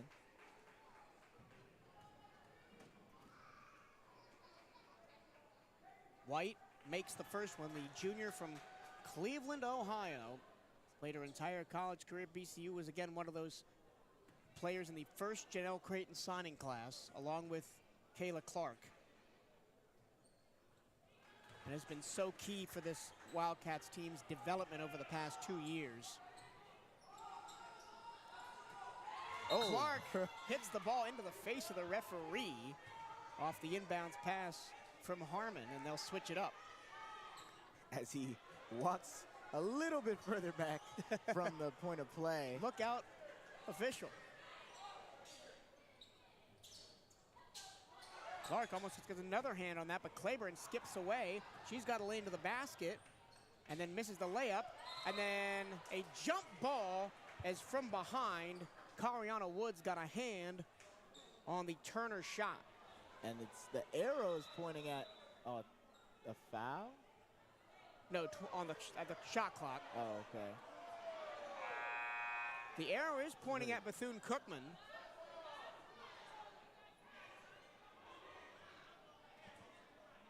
And they're confirming with the table that the scoreboard was wrong. It is Texas Southern ball off the alternating possession. Into the paint, Belton goes around, and Chanel Wilson does enough, and then Belton fouls McDonald. And that's 4 for her. 4 for Morris and no 4 for Belton. And the Tigers, crucially, will not show press here. Now, Belton's going to come out and be replaced by Elisa Knight. And that's not a bad sub if you're head coach Fernette Skeet, because Knight's been hot from 3. Yeah. Both of your taller interior presences. They go long again. Can White get there? She does, but she doesn't have a lane to the basket. She'll have to wait for everybody to reset. But still, you know, you keep that possession. You don't have to worry about breaking that press. And you can take some more time off the clock up 5. Clark, top of the key, throws it to McDonald. It's through her hands. It's a little bit too much zip. McDonald couldn't get up there. Good defense by Texas Southern. 3:30 to go. Both teams still have 3 timeouts. Double screen handoff. Here's Claiborne. Screen, doesn't take the 3. Claiborne hounded by Edwards. And then the ball is coughed up, but it's still loose, and it comes right to Turner, who got so lucky right there. The ball just popped up and came right to her. Both Edwards and Clark ran into each other a little bit, and the ball just lands at the feet of Turner.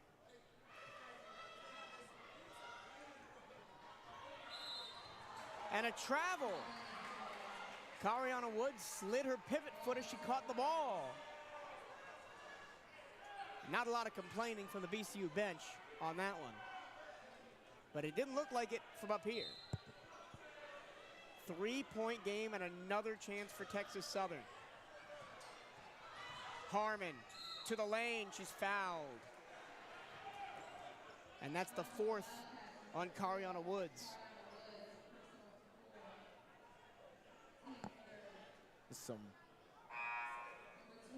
little bit of issues these last couple possessions for the Wildcats. everything was looking great. And then just a little miscue ends up going straight back to Texas Southern, and then a travel, and now at the line. Wildcats just 3 for 10 in the quarter. First is good from Harmon, who ties Turner with a team-high 14, so 14 apiece for them. Kayla White leads the Wildcats with 16, but nobody else in double figures for the maroon and gold. Edwards and Tucker are the closest with 10. And Chanel McDonald, after hitting 2 quick buckets at the start of the third quarter, has not gotten another opportunity. She's just stuck at 5 points. It's been a tough weekend for McDonald offensively. They go long again, and this time Texas Southern reads it. And the Tigers have a chance to take the lead down just 1.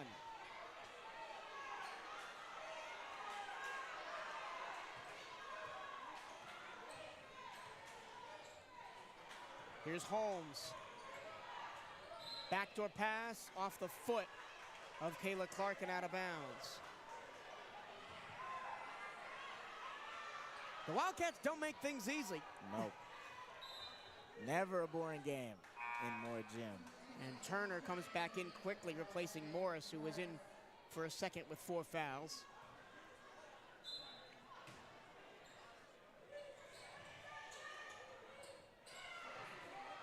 They get the ball in to Claiborne.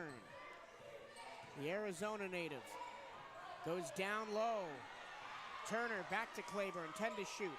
She shoots a 3. She makes the 3, and it's a 2-point Texas Southern lead.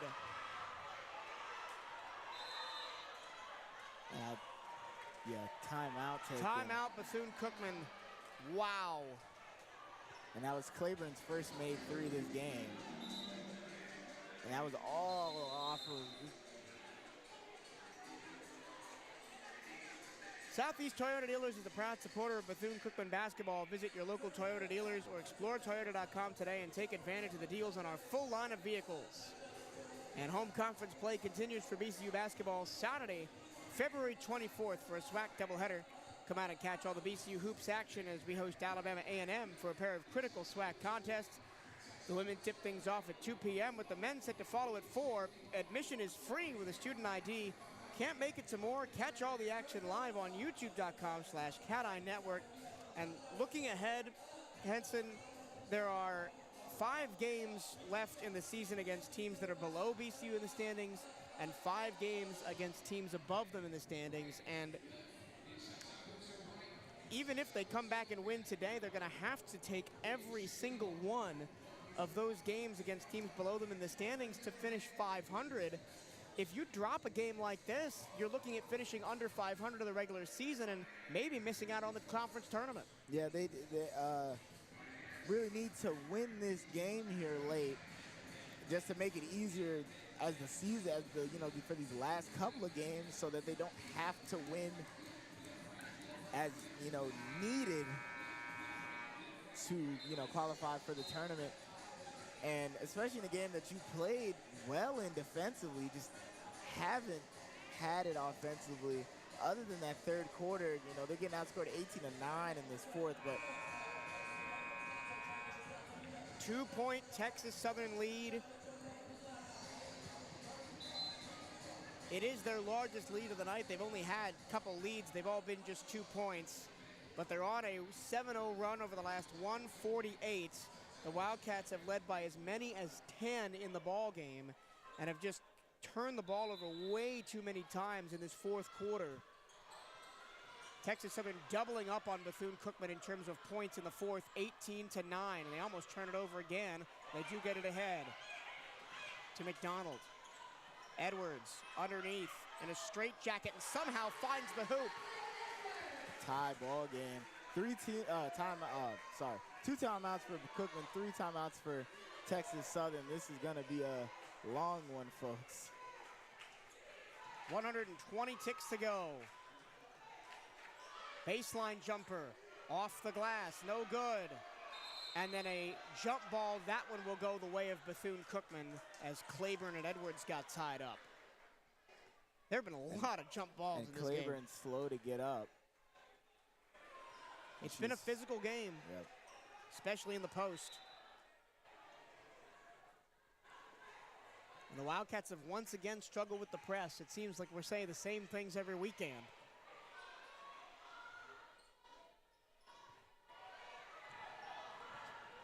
Minute 40 left. Tie ball game at 58.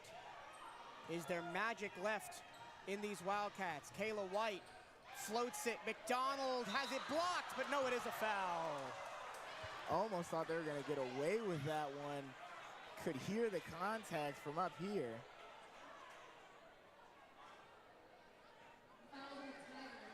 But again, now you got to hit your free throws. The Wildcats have struggled from the line today. But McDonald is one of our best free throw shooters on the team.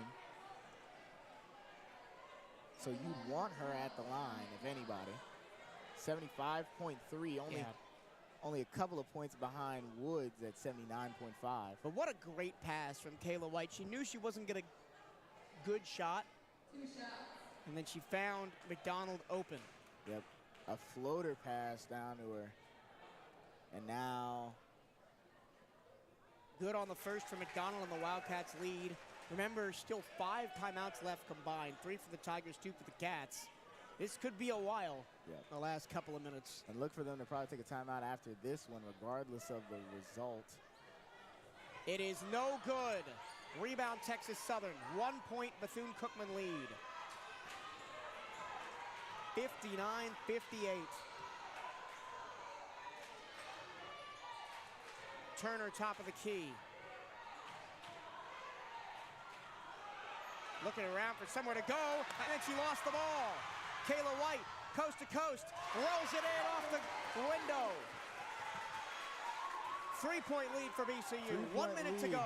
1 minute left. No timeout taken. You have them for a reason at this point.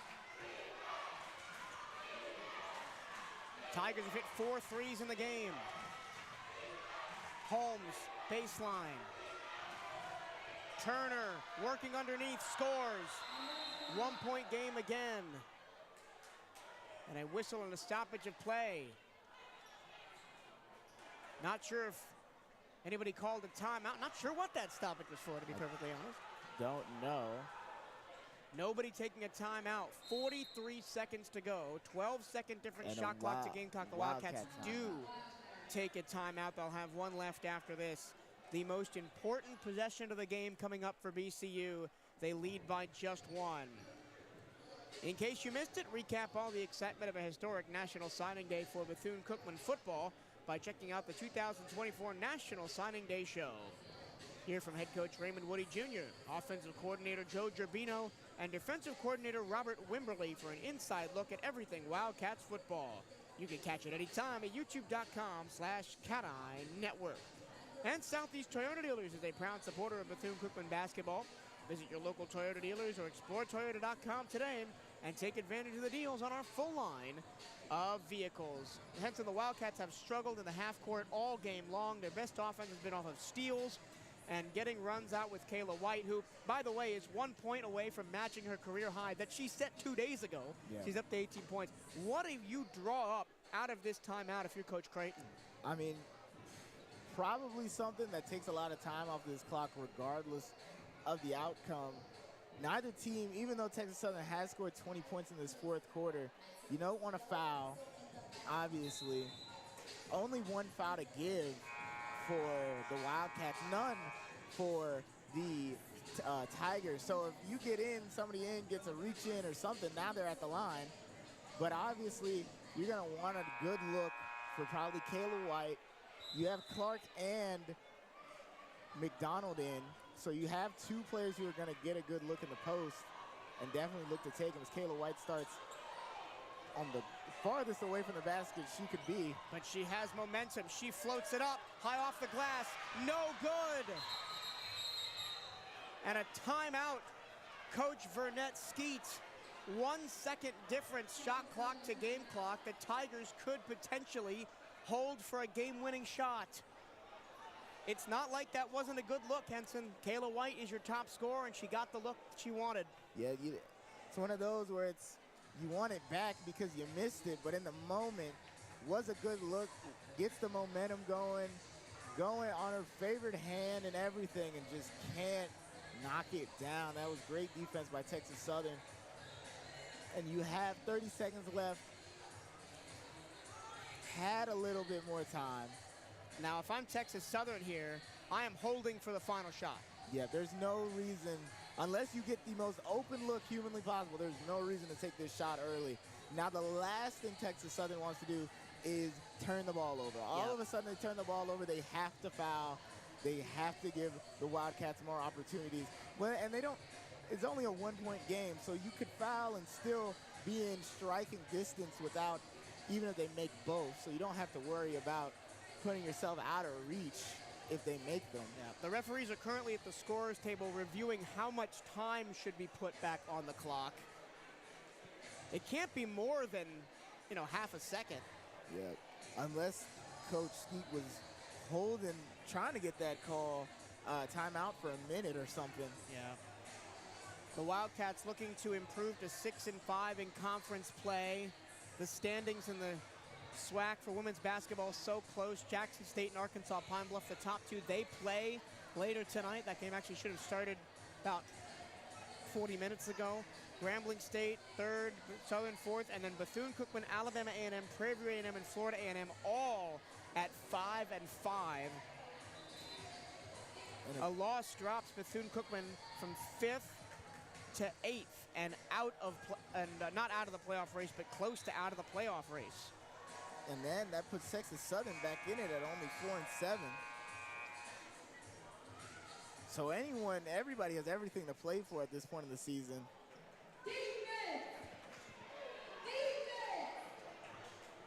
Here we go. 31 seconds on the clock. 1 second difference. Shot clock to game clock. Texas Southern will likely hold for the final shot and try and win the ball game. Turner, baseline, goes for the shot. She's fouled. Kayla Clark protests her innocence, but the Wildcats are going to get another chance on offense after these free throws. With a ton of time, especially if she misses one. And that's what we said you didn't want to do if you're Texas Southern. Go fast and leave the Wildcats with time on the clock. Yeah, you didn't really have a reason. It was a good look, don't get us wrong, but you didn't have a reason to shoot it that fast. Now you have 28 seconds. The Wildcats don't have to shoot. The first free throw is good. It ties the game. Turner is the second best free throw shooter on the team, 78%. And she makes them both. 62-61, 28 seconds left. Timeout, Bethune-Cookman. And not for nothing, that's Kayla Clark's fourth foul. I'm not sure it matters unless the Wildcats somehow find a way to score one and take it to overtime. You have 28 seconds. You have time on your side. You don't have the score on your side, but time. Yeah. And they can't foul you or they'll send you to the line. So I would go for a drive of some sort. If it's not there, kick it. Maybe get Chanel McDonald on a jump shot. Yeah. That's one of your highest percentage looks. And if you're doing that, you have 28 seconds. You drive and kick, maybe with around, I'd say, 15, 20-ish seconds, somewhere around there. So that if you make it, they only have 9 seconds. Now, mind you, they do have 2 timeouts, so they'll be obviously able to draw something up on the other end. What drama here at Moore Gymnasium, and this is only the start. The second game of the doubleheader with the men's teams is coming up next, about half an hour after this game finishes. Morris is back in there with 4 fouls. Wildcats have to inbound this ball safely. They do. 25 seconds left, Cats down 1. Who will be the hero? Will it be Cariana Woods? She puts it up, it's blocked! It's blocked! And now the Wildcats have to foul. Cariana Woods tried to be the hero, but against the 6'2" Imani Morris, she just did not have the height to put it up and over her. And now I think Woods will be fouled out. That is her 5th foul. At least quick thinking on her part to get the foul. But now the Wildcats with no timeouts in 17 seconds, potentially down 3. And they've only hit, oh no, 3. and they've only hit 4 threes in the contest. Kayla White has hit 2. Nobody else hit more than 1. Statistically, you maybe want Tucker to hit this. And it's missed. Second. And the Tigers have the ball. The Tigers have the rebound. It's a disaster for Bethune-Cookman down the stretch.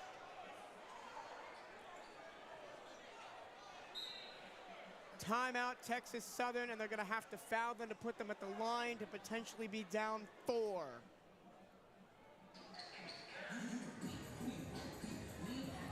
Just didn't have it right there.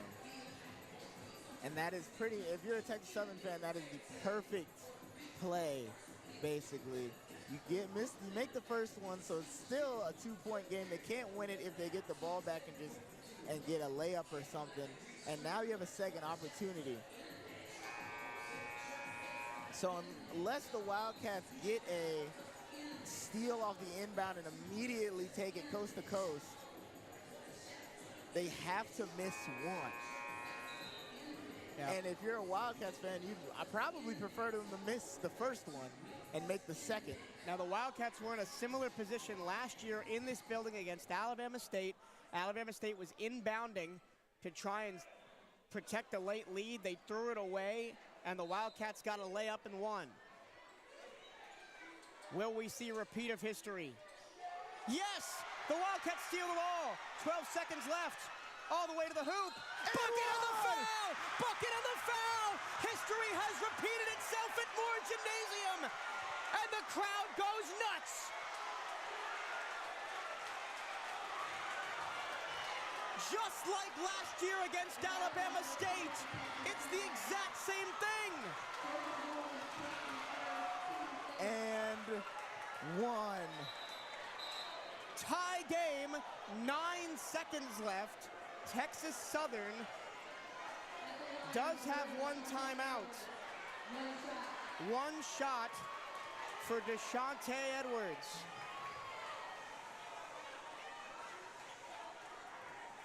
As a hush falls over.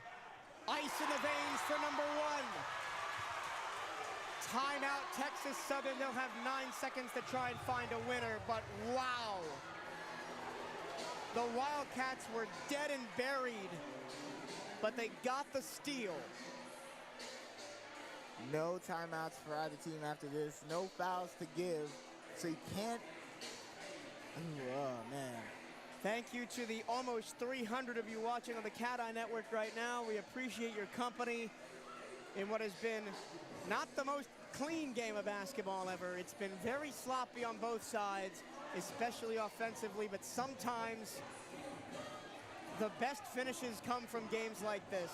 The Super Bowl, right? The Super Bowl was, through the first 3 quarters, the Super Bowl was not very interesting, and then in the 4th quarter, it got insane. Yeah. This is why we don't gamble, kids, because this is a high-stress situation.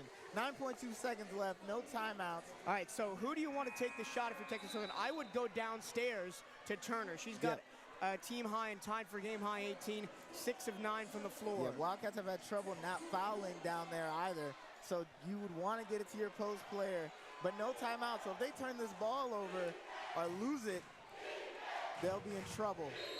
Here we go. 9 seconds left. Look for Belton. She's number 20. They get the ball into Claiborne. And a foul against Bethune-Cookman, a reach in off the ball against Kerrigan. Done. Unbelievable.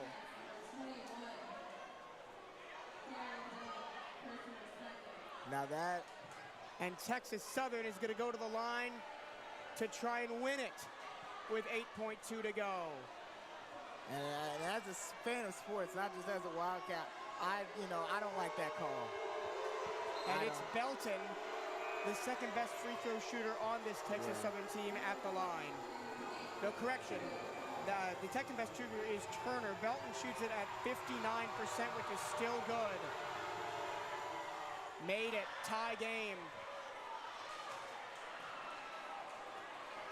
And even on a miss, the Wildcats got to box out and get the rebound. Yeah. No timeouts either.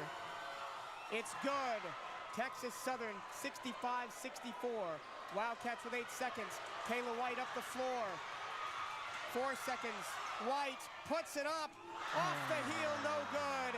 Texas Southern wins a thriller, an ugly thriller at Moore Gymnasium. And the Wildcats now have to steal one on the road to get to 500 in conference. That is a dagger in their postseason hopes. Yeah, oh man. You know, there are a lot of opportunities for the Wildcats to have done, you know, to be up in that situation where we wouldn't have to rely on missed free throws late in the game. Those first 2 quarters really spelled, you know, what kind of game this would be. The third quarter, they exploded offensively, but just couldn't hold them defensively. And then in this fourth quarter, just some costly turnovers and getting into foul trouble really messed up the defensive fortitude of the Wildcats down the stretch. And, you know, you end the game on a reaching off the ball call. I don't like that as a fan. You know, you let the players play. If someone makes a tough shot, so be it. But calling it on and off the ball, reach in, you know, you can call it sour grapes. I just don't like that. Even if it went for Cookman, I wouldn't have liked that call. But, you know, a tough performance from the Wildcats. They played well defensively for the most part, just couldn't get it going offensively for much of the game. And then you know, Texas Southern did just enough to win the game. You kind of wish you were better from the free throw line, 66% compared to 76% for Texas Southern. The same amount of threes, similar field goals. It really just came down to free throw shooting and those turnovers down the stretch. Here are your final scoring totals for tonight's game. First for Bethune-Cookman, Kayla White almost matched her season high and career high from Saturday. She had 18 points, but just missed a potential game winner off the heel as time expired. DeShante Edwards had 13. Tucker had 8, Dunn had 7, McDonald and Clark had 6, Johnson had 4, and Woods had 3. And we talked about the size disadvantage for the Wildcats. Only 6 points each for McDonald and Clark. And Texas Southern won the post battle tonight, especially Turner had 18 points, tied for a game high. Harmon had 15. Claiborne had 9, Knight 8, Belton 6, Lawson and Quiller 4, and Holmes 1. The Wildcats drop a heartbreaker here at home, 65-64, but we have to pick ourselves up off the canvas. The men's game is coming next in about a half an hour. Some team stats for you. First off, the Texas Southern Tigers scored a game-high 25 points in the fourth quarter. That's the highest scoring quarter of any team in the entire game. They out-rebounded us 39-36, and actually the Wildcats had more offensive rebounds, 14-12, and more second chance points, 12-5. Texas Southern turned the ball over 22 times, but the Wildcats only got 20 points off those turnovers. Not enough. Just not enough down the stretch. And the Wildcats were locked out of the paint for the majority of the game. And that's where, you know, that's where they love to play, and it just didn't work out. Had some trouble just getting shots to hit consistently in that first half. You know, if you get a couple more of those, especially on those early possessions where they were turning the ball over early and often, if we just get a couple more good looks, we win this basketball game. But of course, you can't play semantics because it could easily go the other way and Texas Southern could be up by more, you know. So you got to pick yourselves up. It's a tough loss at home, but you got to go on the road immediately after this, following to go to Alcorn State, Jackson State, and then you come back and you have your final homestand against the 2 Alabama teams, then Southern and Grambling, 2 tough games, then FAMU, who has Grizzle, who's been playing out of her mind. Yeah. And that FAMU game might be a must-win to make the tournament. And you never want a rivalry game to be a must-win game to make anything. So in a perfect world, obviously you'd win that game, but you really would want them to finish out strong. That'll do it for our first game. 65-64, your final score. Texas Southern stuns Bethune-Cookman. Coming up next, it's the reigning conference champion Texas Southern men's basketball team and the red-hot offensively of Bethune-Cookman men's basketball. That matchup is coming up next. Go back to the homepage on the CatEye Network YouTube channel and click on the men's broadcast. We'll be coming up in about 30 minutes. We'll see you then. This is Bethune-Cookman basketball on the CatEye Network.